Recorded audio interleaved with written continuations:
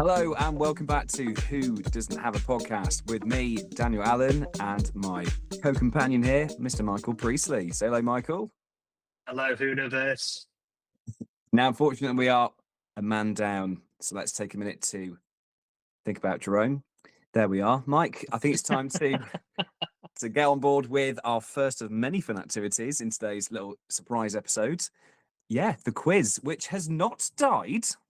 I like how at the start you were like, Jerome isn't with us. Let's have a moment of silence. Still ambiguous, like where's Jerome? But now you've confirmed that the quiz hasn't died, but Jerome has died. It swings and roundabouts, my podcast friends. All right, Dan, we'll play another round of Catching Dan Up. This Yes. is season 2 now of Catching Dan Up. I'm just going to go ahead and say that you won the last season. Yes? Amazing. Happy with that? There we go. Of course I am. So we'll start fresh for season 2. As per usual, I'm going to read out, 3 things. I'm going to do 3 things this week. And you've just got to tell me, it's a simple job, Dan, which one of these is true. Yeah? I'm all in. Oh, yes. Dan, did this happen? The 50th anniversary year had 2 specials, the Day of the Doctor and the Time of the Doctor. However, a third Children in Need special was originally mooted, set to be titled The Fry-Up of the Doctor, and would have seen Matt Smith. Don't rule it out just yet. And would have seen Matt Smith's 11th Doctor take on a man versus food style English breakfast challenge. The end of the episode would have seen him so full on sausages, bacon rashers, and hash browns, his heart would have stopped and he would have regenerated. Okay. Dan, did this happen? Sleep No More, the Series 9 found footage killer starring Reece Shearsmith, was intended to be a surprise crossover with none other than Inside Number 9, with Series 9 of Doctor Who playing nicely into the show's central premise of involving the number 9 in each episode. But unfortunately, logistics stood in the way, and the episode had to be retooled at the last minute. Okay. And then, Dan, did this happen? The main antagonist of It Takes You Away, which is the penultimate episode of Series 11, is a frog sat on a chair. Sorry, The end. that is the end. Sorry, just repeat that one. I got lost in your eyes. The main antagonist of It Takes You Away, which is the penultimate episode of Series 11, is a frog sat in a chair. That's the episode. That's the main antagonist. The main antagonist is a frog sat in a chair. No, okay. Is it a frog or like a human-sized? Is it an alien-sized frog? Are we talking a big frog? A frog. A normal-sized, run-of-the-mill frog sat on a chair was the lead antagonist of an episode of Doctor Who. The Jodie Whittaker era episode of Doctor Who. They're your 3. So I'll just do a quick recap. Okay. Was there going to be a third 50th anniversary special called The Fry-Up of the Doctor? It would have seen Matt Smith eat so much food that he would have regenerated. Was there originally supposed to be an episode that crossed over with Inside Number 9 that starred Reece Shearsmith called Sleep No More, which I guess could have been it could have played into the fact that they quite like to play with their audience. That would have been a big surprise, but they had to cancel it. Or was the main antagonist of It Takes You Away a frog sat on a chair? The main antagonist. Now, I was... Okay, so straight away, I'm batting the frog away. Because you have got... Off the chair? Off the chair. Oh, he's on... Oh, yeah, he's on a chair, yeah. Is he going to hop off the chair when you bat him away, or are you going to bat him so he just sort of gets slapped, falls on his back? Hopefully with enough force that they rethink the entire concept of making that an episode of Doctor Who. Now, okay, so I was in mind for the Inside Number 9 crossover. I really was. But then, thanks to your recap, I do quite like the idea during the 50th for... Children in Need or Comic Relief? It was going to be a Children in Need, episode. Unless I've got that wrong, and maybe it was Comic Relief. They're like, to me, they're the same thing. I don't know. Yeah. Okay. So in that case, I am going to go for The Children in Need special. So the And children in need, like originally planned. So obviously we had the Day of the Doctor, the Time of the Doctor, and then they were going to do a comedy, the Fry Up of the Doctor. yeah, I'll tell you that this week, the true answer is the main antagonist of It Takes You Away, penultimate episode of Series 11, is a frog sat in a chair. fuck off. What? Remember watching it? I'll have to revisit it. Maybe it's one of the ones that we can revisit with one of our rewatches. But it gets to the end. I can't remember much about the plot, but it is a frog and it is sat in a chair and the frog can talk. Oh, you've got to be kidding me. And it talks, that frog. Who voiced the frog? Jerome, I think. There's a reason that it looks like a frog. I believe Yeah. it's like some sort of like other universe deity. So now that they get really, really center on him. This is like when we got Doctor Who. This is Doctor Who, so this is Jerome's going to freak out that I nearly called him Doctor Who. This is when we got Jerome Dowling in the Girls Aloud music video. Yes, so it's like an other universe deity. So with everything that's going on in Doctor Who at the minute, there's room for a comeback. This other universe deity thing is like it's like the Doctor like goes into their like parallel universe, and yeah, and it's like this creature that I don't know. I'd have to watch it again. I'm sure some of the TikTok people that have been arguing with me on our TikTok will correct me for everything that I'm saying, but yeah, it is. Yeah, that's true. So there we go. Well, I am. Season 2, episode 1 is, for me, I was surprised you went for that one because out of the 3, I thought that was the most ridiculous of the lot.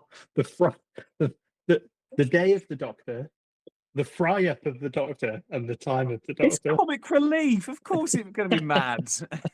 I also visited when you said, was it Children in Need or Comic Relief? And I went, could have been either.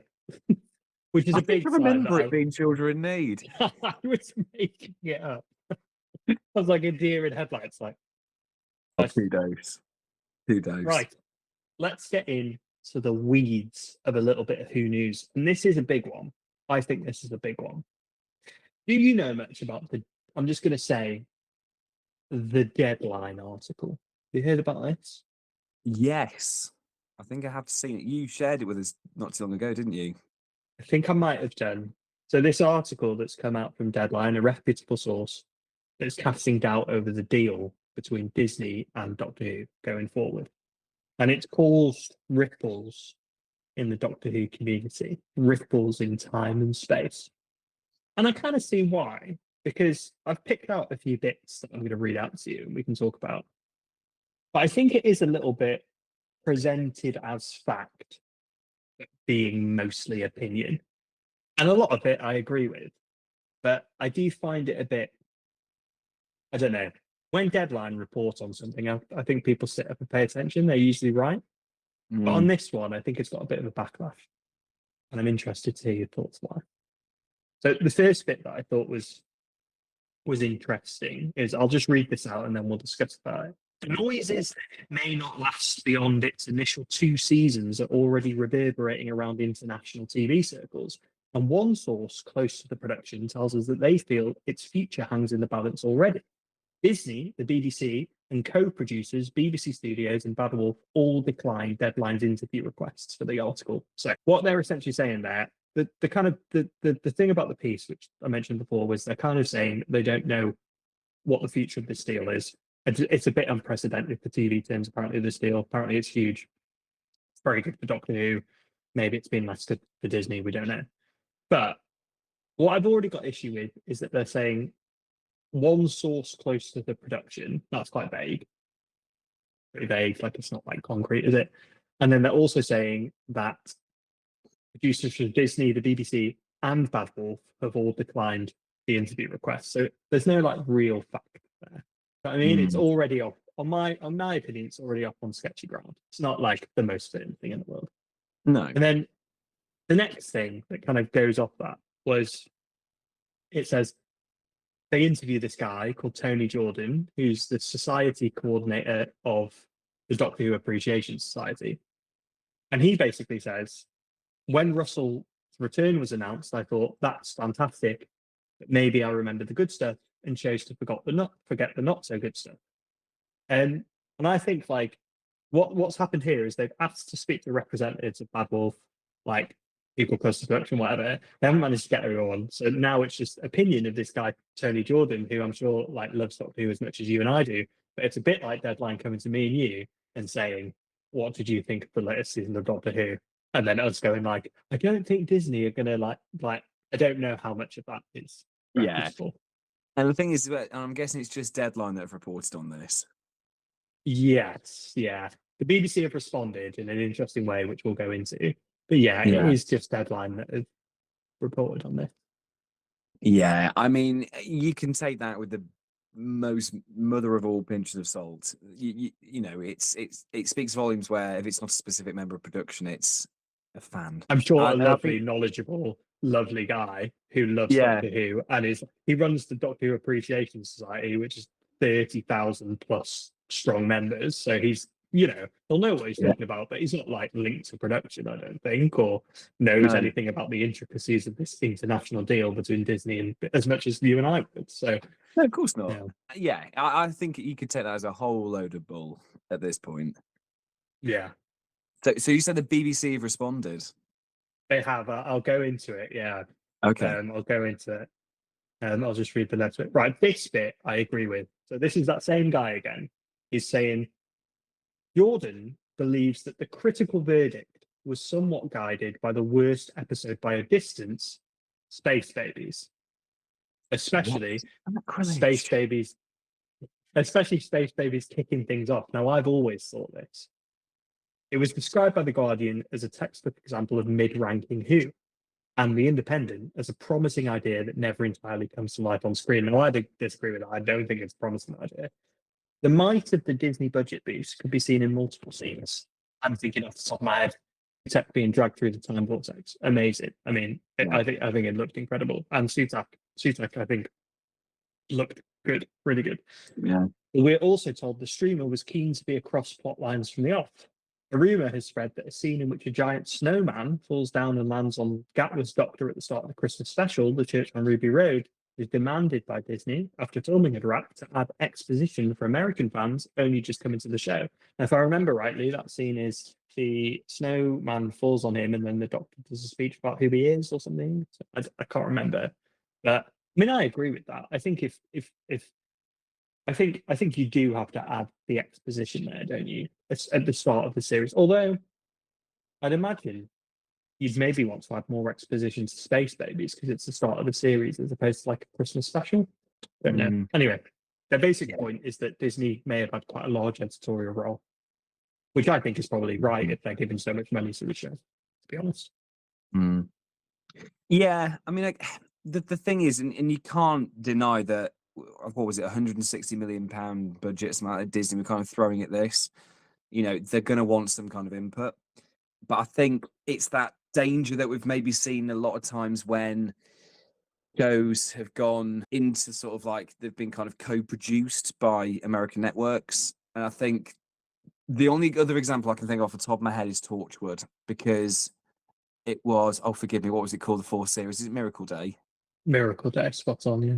Miracle Day. And if you have seen it, you know exactly what I'm talking about. If you haven't seen it, don't. It is not worth the time. It is not worth the hours in front of a TV screen. That was a prime example. I thought it was a good idea. I thought it was a great idea.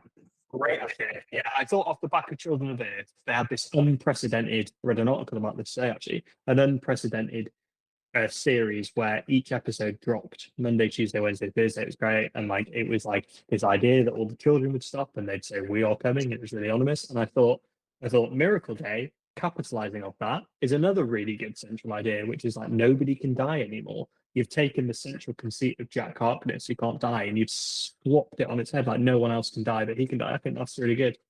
Yeah, no, definitely. And I think the concept thing, because I heard, I think was it from Russell T Davies or was it from somebody else?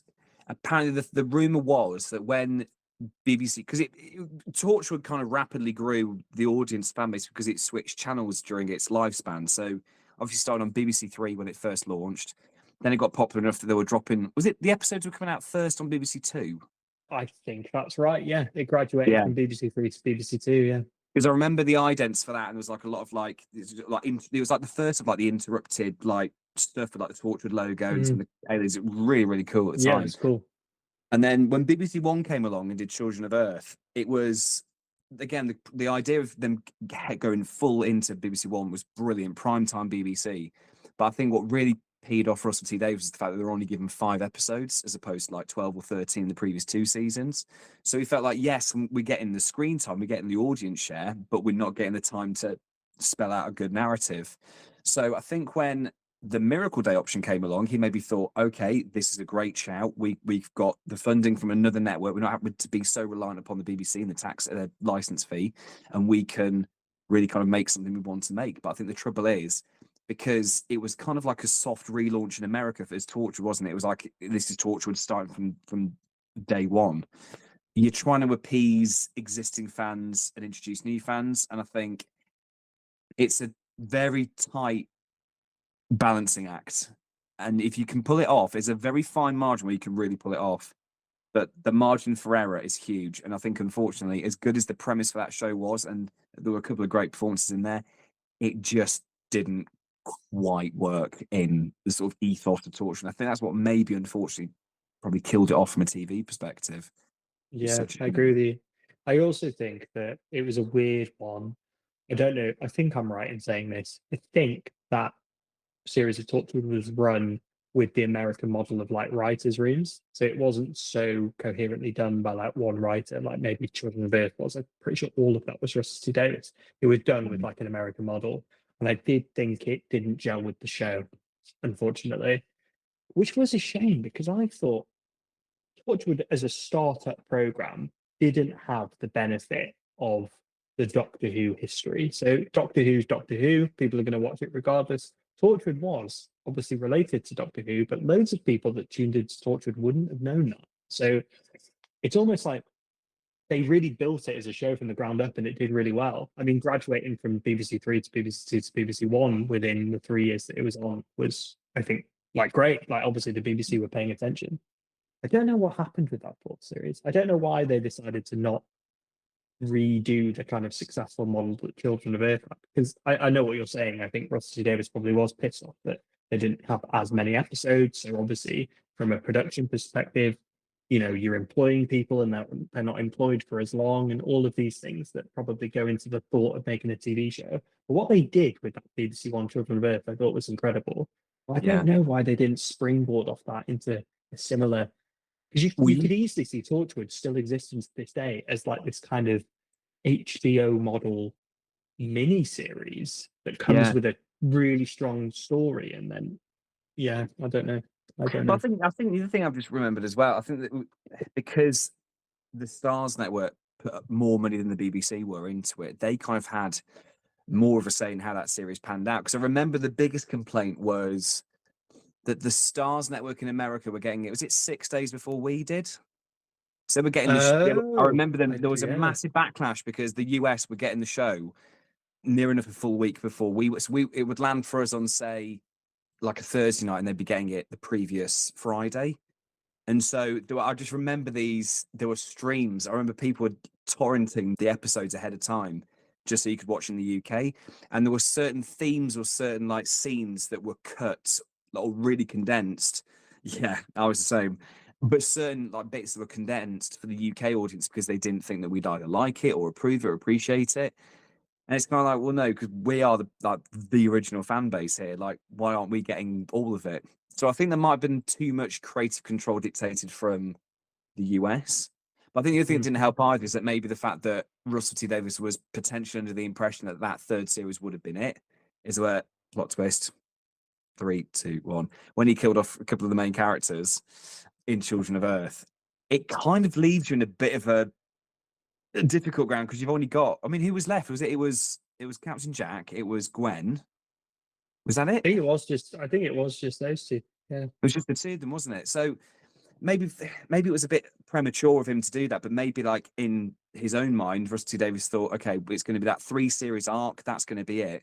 And maybe because the BBC probably even turned around, hands down, said, yeah, we're not doing a 4th series. That's probably where the invitation for a foreign Yeah. TV network kicked in and took it from there. But yeah, I think going back to the Disney thing, it's risky, and I don't think there's any. I don't think it's all entirely true in the Deadline article, but I think it's concerning that it's probably not performed anywhere near as well as both the BBC and Disney were hoping. And if you were any big investor, if you put, Christ, 9 figures into a TV series and it's not performing as it should be. I mean, we've seen other series on like Netflix, Amazon, even Disney Plus that have been cancelled after like a season, 2 seasons because they've not performed, and you start to worry a bit if Doctor Who's going to suffer the same fate. I agree. Yeah, I agree. I think there is a caveat to be said about, obviously, I'm a novice to all of this and I don't understand the complexities. And I don't think anyone really understands the complexities of a deal like this unless you're like the upper echelons of the Doctor Who production team and the people that are dealing with them at Disney. The BBC has repeatedly stressed that overnights and 7-day figures fail to paint a conclusive portrait. So Doctor Who is the BBC's top drama for under 35s this year, the corporation says, while Space Babies, at time of writing, had amassed 6 million viewers. So I've heard this before. Rusty Davis came out and said that it's done well with the demographic that they were aiming for, which is your under 35s, which is good. It is the BBC's top rated drama for under 35s. Amazing. I think that is amazing. However, I do think the latter bit of that is a bit weird. Space Babies, at time of writing, had amassed 6 million viewers. So that's how many weeks since Space Babies had been released? 6 million. Obviously, it's a lot of people, but in its heyday, I'm pretty sure Doctor Who was some of the biggest episodes. I think the biggest episode of Doctor Who was the Kylie Minogue one, which had something like 12 million or 13 million overnight viewers. And then since then has amassed like whatever. I'm just not like, they're saying that as a positive, and maybe it is. They're in the industry, they know, but I don't receive that as a viewer with much confidence. So, okay, so the 10th biggest episode was The Doctor, the Widow, and the Wardrobe. I'm guessing that was a Christmas episode. It was in 2011. So that was. pulled in 10.77 million episodes. Now I know that was at Christmas, and again that's a huge number. Rose, the first of Christopher Eccleston's outings, that was 10.8 million. Now, obviously, a completely different TV landscape back then, but yes, okay. Completely That's different. overnight. Are they overnight figures as well? This is not including iPlayer. So The Woman Who Fell to Earth, that was 10.96 million. So that's a good comparison, because that's Jodie Whittaker's first episode. So you've got the novelty of your first female Doctor. So obviously people are interested. However, that was only about 3 years ago, 4 years ago, something like that. About 3 or 4 years ago, yeah. The Time of the Doctor, 11.2 million viewers. Matt Smith's final episode, off the back of the fry-up of the Doctor. Thank you. In 6th place, The End of Time Part 1. That was just over 12.04 million viewers. Great episode. A Christmas Carol, 12.1 million. Was that the Charles Dickens one? Yes. Yep. Yeah. Matt Smith's first Christmas episode, I think. Yep. Now it gets interesting. Okay, so number 4, The End of Time Part 2, David Tennant's First Goodbye. That was 12.3 million viewers that watched that. Expected. Yeah, people loved him. Yeah. In 3rd place, The Day of the Doctor, the 50th. That was 12.8 million. Yeah. I mean, we were crammed around a small TV watching it, weren't we? Like, yeah. The Next Doctor. Oh, that's interesting. That's another Christmas one with David Morrissey. I don't know if you remember it. I do remember that one. That was a great one. That good was marketing campaign for that, because people are expecting the Next Doctor to be introduced. Yeah. That got 13.1 million viewers. And then finally, according to the records, the most watched or the most viewed episode of Doctor Who was again Voyage of the Damned, the Kylie Minogue. 13.3 million people tuned in, and that was back in, was that 2008, 2009? Mm-hmm. Yeah, something like that. So I think that really highlights it quite interestingly. I think the one that's most interesting about all of that is we've got a list there that includes Christmas specials and specials predominantly, and obviously you've got things like The End of Time. Well, The End of Time was a special, right? David Tennant's final special.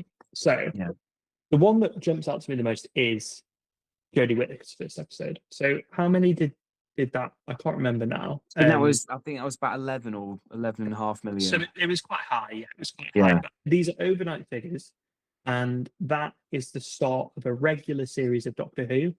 Obviously, it has the thing that Jodie Whittaker's the first female Doctor. People are very interested. People loved Chris Chibnall from Broadchurch, all of that. But that, I think, is the biggest parallel to what we've got now, which is Space Babies amassing 6 million viewers. The Shooty Gatwa's first official, apart from the Christmas special, episode of a series of Doctor Who. So Space Babies over from the time it aired till now has 6 million viewers. And that episode of Jodie Whittaker's era, both episodes of that are introducing a new Doctor, ostensibly, had overnight figures that were way above 6 million. I think that is. I'm sorry. Oh no, I was going to say Sorry, I go. just didn't remember. I think because we brought up in another episode a couple of weeks ago, and the figures for Shooty Gatwa's first Christmas episode, I think overnight was about 3.5, 4 million overnight. Really? It was not. I think it was between 4 and about 5 million. I think altogether. Let's It might take a need, we look. might still fact check this. I might be pulling that out of nowhere. But even like because a lot of people noticed that the Christmas special, because that obviously followed the 3 60th anniversary ones, because they were pulling about 8 or 9 million an episode without any hesitation, and there was a slight drop off come the Christmas special. I think it was one. It might not be the lowest, and that might be really harsh to say that, but I think it was one of the lesser viewed first Christmas outings for a Doctor. You're right. The episode had an overnight rating of 4.73 million, which weirdly marks a slight uptick when compared with the third 60th anniversary special, The Giggle, which scored 4.62 million overnight. So obviously, what the BBC are saying is, and they always say this, which it is true, is that viewing habits have changed. I'm surprised by that for a Christmas special, because all the Christmas specials are up there, so I am surprised by that. But what the BBC are arguing is that people's viewing habits have changed. I, however, still think it is a bit of a shock that from the time that Space Babies aired till now, as we're talking, it's amassed 6 million views. Obviously, it's probably gone up since they reported it, but by how much? Compare that with Jodie Whittaker's first episode, which amassed millions more overnight. I think that is. I don't know. I don't buy into the BBC's response there. I'm disappointed by those numbers. Yeah, Aren't and you? like you said as well, like the viewing figures will go up because it's on iPlayer, so of course they'll still go up over time. It's like a YouTube video. It won't be successful on the first day, but give it a week, and of course it'll have more views. So I think the metric that you're measuring these Doctor Who episodes by is, I don't know, it seems like a bit of a cop out, I suppose. And there's no shame in saying that, because again, the audience viewing figures, it has changed. The landscape is completely different than it was 10 years ago. But at the same time, there haven't been that many more channels since in the last 10 years or so. I mean, look at Jodie Whittaker's. That wasn't that long ago. You still had iPlayer there. You still had the catch-up services. This launch or this soft reboot was designed to be the US, a global event. Like it was going to be BBC in the UK and then Disney Plus around the world. So it's a bigger audience right from the off. And if you're not getting as many figures at home, I know like Disney and a lot of the streaming services don't release their streaming data for obvious reasons. Yeah, that's a good caveat. Yeah. And I think that's the other thing you have to take with a pinch of salt too, because again, around the world it might be absolutely brilliant, but I don't know. Because the thing is, then, because again, I know we mentioned, I'm not going to sound like a broken record here, but the viewing figures across the series overnight, considering that was, I'm trying to think, what else was on during was there something else that clashed with? Was it Britain's Got Talent or something? Was that what it was clashing with at the time? Which one are you talking about? Sorry, which era? This last series with Shooty. I'm trying to think on the Saturday night. Was it up against? I always watched it early on iPlayer. I didn't. And see, that's the other thing as well. That's the other thing we've not had before either. Doctor Who has always traditionally been at that time on the BBC. It's the first time that it went live at midnight because, again, the US were getting it about 7:00 their time anyway. So, and that's an interesting point that you've brought up there, because that is part of the BBC's response as well. They've said that this, year, they have brought in a release schedule for Doctor Who that they've never done before and is a bit of a pioneer. So Russell T Davies, before the series started, saying he knows it's going to be controversial, but believe me, this is what all of the shows are going to be doing. And, you can see that trend picking up. You're right. Disney don't flag out their viewership. I've got no idea how many people are watching Doctor Who worldwide. It's probably loads on Disney Plus. I mean, if we were to hear those figures, we'd probably be less worried. We're only concentrating because it's the only data available on the BBC. Overnight figures seem to be around 2 to 3 million, which is not great. And then amassed, you've got 6 million, which is far, far below what you'd expect. But we don't know how it's performing worldwide. The only metric is going to be whether Disney decide to renew their deal. And the final bit, actually, that's a good segue into that. Actually, the final bit of this article says, one of our sources close to the production believes that Disney will need to make a decision on its future relationship with the show soon after the war between the land and the sea wraps. And this could have a bearing on how the in-demand gapper, who's, I know we've discussed it on the podcast before, has got like other roles already lined up, like he's been announced as, leads in all of these things. And so how long he remains the Doctor after that. That's a good point, isn't it? Because the war between the land and the sea, or as I like to call it, Torchwood, the war between the land and the sea, is pretty much confirmed. And obviously, the Disney are going to have a huge part of that in that show as well. So they need to make a decision, assuming that we get the second series of Doctor Who before that spin-off, and then the spin-off comes soon after. Where does it go from that point forward? And that's the metric, isn't it? If Disney drop it, then we know that it's not performed the way that it should have performed. I think it must be quite unnerving for the creators as well, because you're in that position where obviously you want the main show to succeed and do incredibly well. You've also been given this opportunity to create the Whoniverse and to really explore that.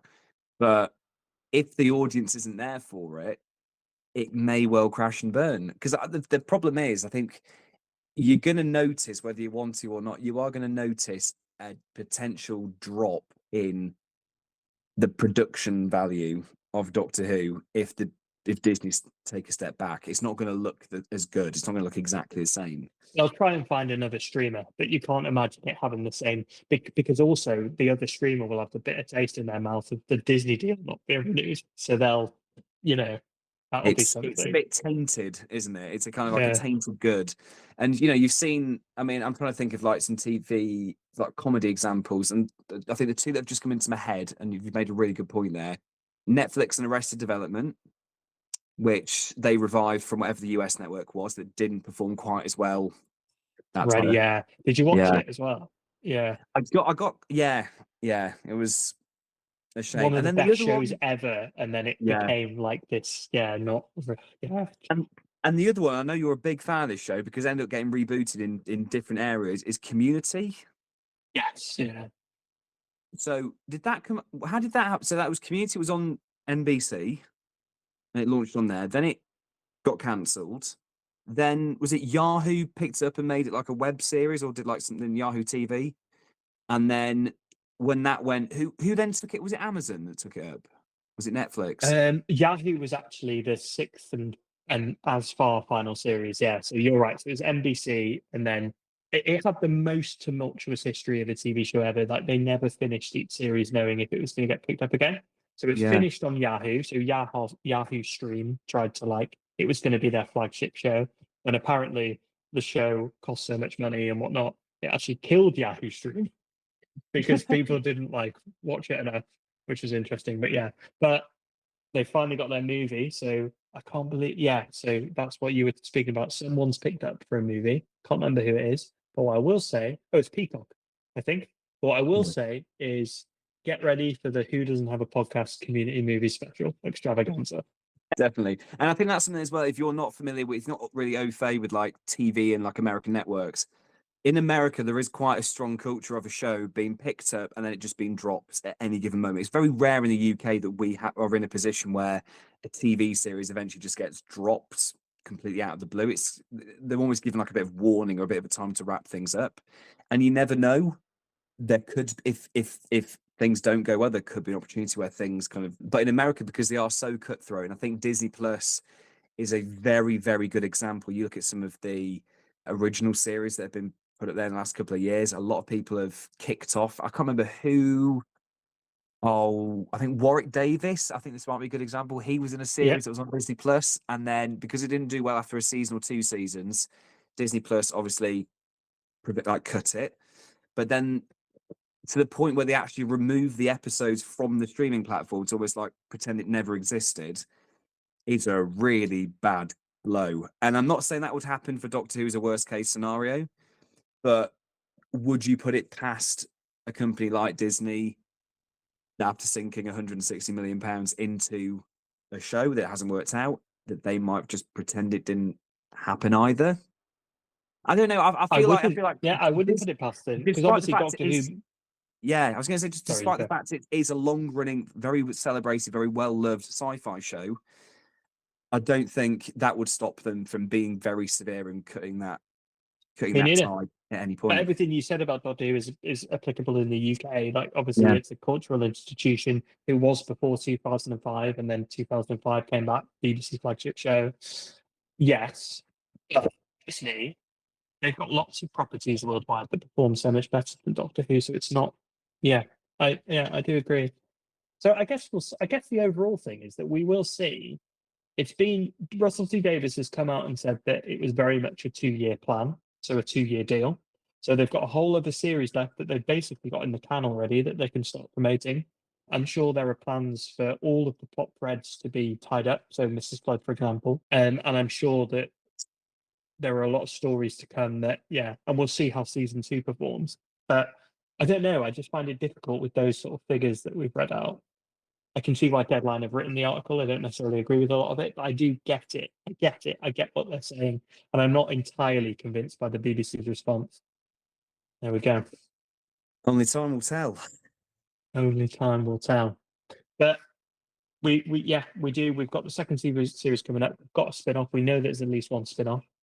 That's the thing we'll end on, actually. Doctor Who has a panel coming up at Comic Con this weekend. And I mean, that's the perfect place to announce a spin-off, right? A Martha Jones-led spin-off. And probably other things, like I think there will be surprises. I think they'll say, look, we've had these things brewing in the background. Do you reckon it'll be a bit like an Avengers style? Here's like phase 1 of the Whoniverse. Yeah. Torchwood between the land and the sea. You've got Oh, Eve Miles. You've got Eve Miles coming back as Gwen Cooper. Did you here's ever watch the episodes of Chris Chibnall's era, Jodie Whittaker's era, with where Captain Jack came back? I don't think I saw the full episodes, but I saw big chunks of it. Yeah. Yeah. What was your take on his return? It was good. I didn't think it made too much sense as to where they left Torchwood in terms of like his character being picked up. I liked how they did it a lot because they didn't pre-announce it. So we'll have to watch the episode one day. But basically, what happens is it's a nondescript mid episode in the season. It's called Fugitive of the Jadoon. So they've already you've got Jadoon in the title. Everyone's like, it's not going to be, come on, it's not going to be a big deal. And then halfway through, Captain Jack just appears out of nowhere. It's a really good way of doing it. Yeah. Because then, and everyone's like, oh my God, oh my God, oh my God, oh my God. Like we haven't seen him in ages. And he just like appears and everyone's like loses their mind. But that's not the biggest surprise of the episode, which is such a good vibe. So they bring back Captain Jack. And then a little bit later on in the episode, it is discovered that Jodie Whittaker finds a version of the TARDIS that has been buried in this like graveyard thing, and they introduce the idea of this fugitive doctor, which is Jo Martin, played by Jo Martin. So there's a whole, and she's a character in the episode that she's playing. You just think she's human, but do you remember the old David Tennant episode where he hides his identity with that little headset that he puts on? She's used one of John those. Smith. Yes. She used one of those to mask that she was the doctor, so she becomes human. So very good. Cool. Yeah. Okay. Really good. And no one had any idea. So you've got these two big double whammies in an episode that is entitled Fugitive of the Jadoon. And it's like the 4th episode of the series. So nobody's watching it thinking big things are going to happen. Yeah, it's really good. Well, we've got some very exciting episodes coming up over the next few weeks. We're going to try and cover the Comic Con response of Doctor Who in the panel, because I'm sure there'll be very exciting announcements coming out of that. We're also going to, as Mike mentioned, we're going to revisit the series and just kind of like sum up what we all thought it, or when all three of us are back. And We're then going to go to Jerome's funeral. we're going to go to Jerome's funeral. We're going to live stream from Jerome's funeral. Yeah, he wanted to be cremated, so we've built him a big like wicker TARDIS box that we're just going to light and launch to the sky. We've not told anyone, not even his family. It's going to be a surprise for everyone. But if you live near the Southampton area, just look up to the stars.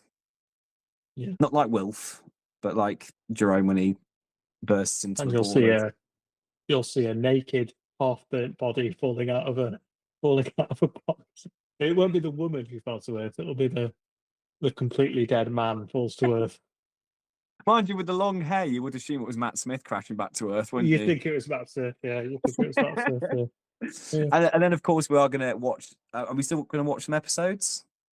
Yeah, we will be revisiting some what I consider classic episodes of Doctor Who from 2005 onwards. Yeah.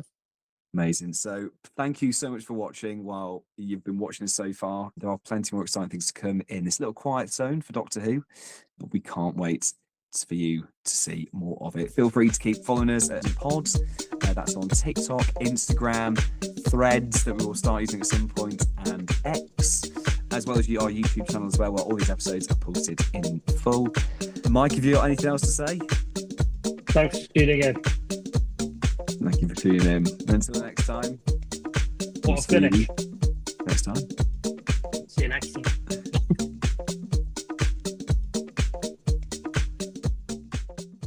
If you like this YouTube video, please consider liking, sharing, and subscribing.